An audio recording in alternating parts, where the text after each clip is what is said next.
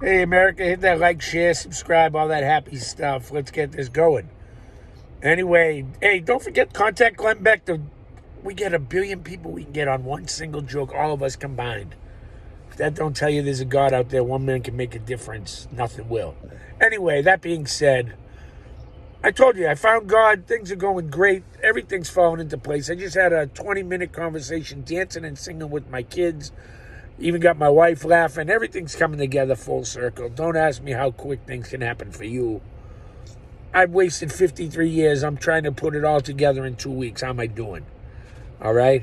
Imagine what I could have done with a full lifetime of using my brain the proper way and not blasting it with drugs and weed. And drugs and weed are totally two different things. I don't care what anybody tells you, even the VA. Stop it. The weed, I know exactly what I'm doing with the weed. I'm not doing it now because I told my wife I wouldn't, but the CBD makes me feel exactly the same. And I'm analyzing myself.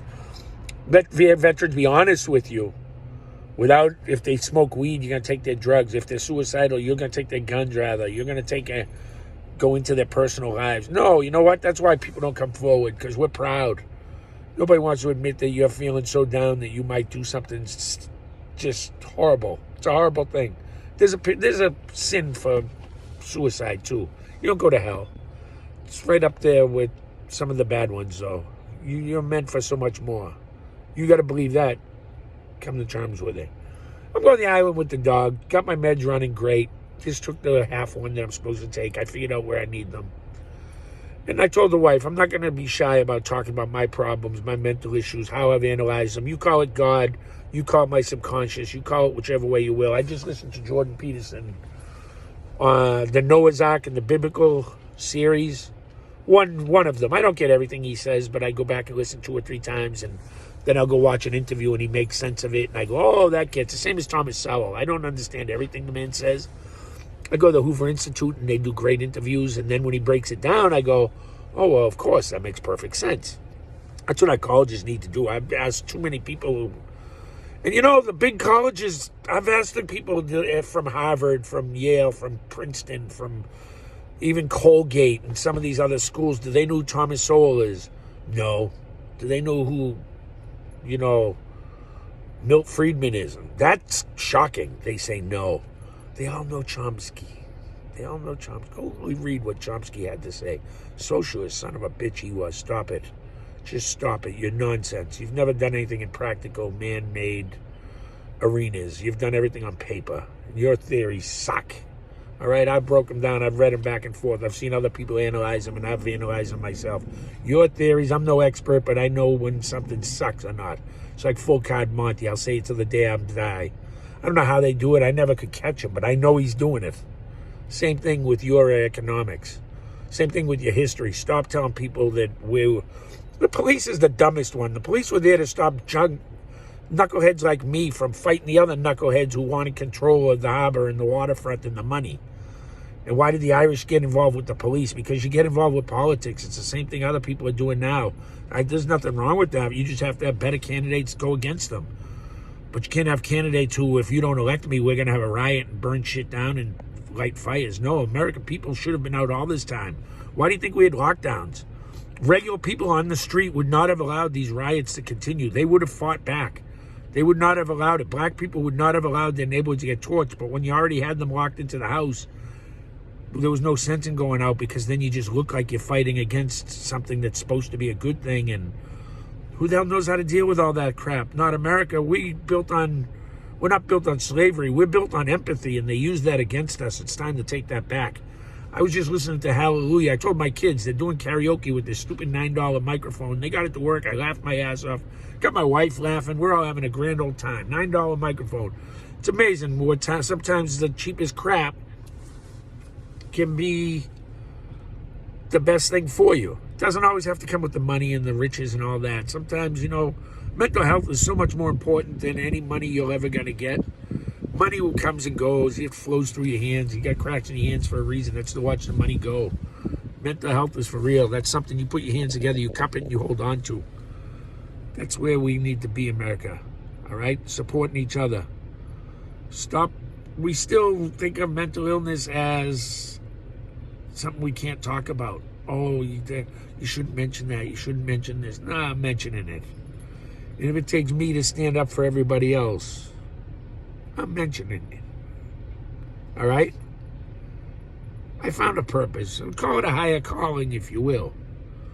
10 minutes at a time. Maybe I make you laugh. Maybe I give you a voice. Let me know. Leave a comment. Something bothering you? I would watch all these shows where they go and they bust people's balls because they didn't get their refund or whatever. Maybe that's what I can do. I don't know. I don't know. And I'm not leaving my job. I only got 8 years almost left. It's a lot of time to put in to watch it go away. I'm not staying a minute longer if I can help it. I'll tell you that much. No. Hell no. But why am I going to walk away when I'm almost to the promised land, as they say? Nah, I can see the end. Let's finish this out. 8 years. I stay alive 10, 12 years. 13 years, rather. It's a good amount of retirement to have after 8 years. I'm all right with that. I hate when I see people die after a month or 2 months, 3 months because they lived their whole lives at work. They didn't have enough hobbies and they didn't take outside work serious. And people in relationships and things in their lives. No, I tell every young person I come upon, man, it's good to save money. It's good to make money and put some away for the rainy day, but don't live your life in work. Remember, have a hobby. Read, go outside, see your family. Don't condemn yourself to one building. That's a prison on earth that you don't need. It's fun to have overtime. It's fun to pay your bills. It's fun, hell. It's a necessity. And we should pay our bills a lot more than just pissing our money away on a new stereo or TV. Hey, you got a stimulus check. How about you pay your landlord? That poor prick needs money too. All right? Let's be honest. If you got the money to go buy crap, pay your freaking bills. That's what America's all about. And get your ass to work. I don't give a shit if you made $500 from not working, but you're only going to make $350 from going to work. You know what you get by going to work? You get pride. You're picking yourself up. The government not holding you down. They don't have any charge of you. You're making your money. And it's available again. Get your ass out there and go back to your job and go to work. The best thing I had during this whole lockdown was I got to go to work every day. As much as I bitch and moan about work and it's a dusty, dingy building, and I love the people I work with, even the ones I hate. I get to talk to them. I get to bust their balls. That's part of my life, busting balls. That's why I love Bill Burr. I've lived my life as a roast my whole life. You've seen my videos. That's one day. All those videos that you see and they look like they're from April 17th and then they're May 5th. No. They just wouldn't let me post and I didn't know how to work the damn thing. That's one day in my life. That's not trying. None of that was trying to entice the... Well, yeah, I did try and entice the police a couple times because who's going to believe my phone is changing itself? That's insanity. I might have been under the wires. That's my guess. Because I'm still very cynical and, hey, even though God's talking to me direct, I think he's a funny bastard, all right? I'm not buying it either. But that was creepy shit to me. I needed some state police to get some action on that. He wouldn't stay long enough for me to actually show him. Well, one guy did, but they didn't get that on video. I couldn't do what I wanted to show him and keep the video running. So I was hoping he had body cam going so I could show him, look what's happening to my phone. I put on Bryson Gray, and it goes Tom McDonald. But if I listen to that one damn Tom McDonald song, Castles, then I could listen to Bryson Gray. But then after 3 Bryson Gray songs, it flipped back to Tom McDonald. Even though I'm on Bryson Gray's official website. Okay? I don't know how. I hit a bump and the damn phone changed. I can't figure that thing out. I thought it was hilarious and I kept pulling over because I told God we're not going to get a ticket for me driving and you wanting me to talk. We're not doing that. Even if the dog's licking my hand and all of that, and I get all the trigger warnings. No, we're pulling over. Whether you talk to God or not, stay off your damn phone while you're driving. I know that. God, he thinks he's in charge. That's funny, right? Come on.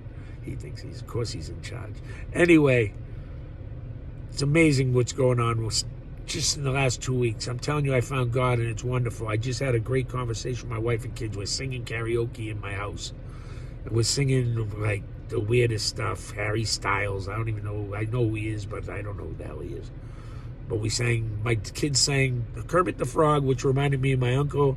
I told them they need to learn Hallelujah, because that reminded me of my uncle also, and I loved the guy. And then I had to leave because I was going to cry like a big bitch. And that's why I had to pull over now, because you can't have a tear in your eye while you're driving. If I get a tear in my eye, it's always for a happy reason. I'm thinking about my uncle. That makes me happy. Or I'm thinking about my nieces and my nephew. Or I'm thinking. When I'm thinking, leave me the hell alone. How about that? Hey, what do you think? I go screw yourself. Oh, God bless you too. That's how I talk to my family. Anyway, get used to me, America. I ain't going anywhere just right yet. I love you. Bye.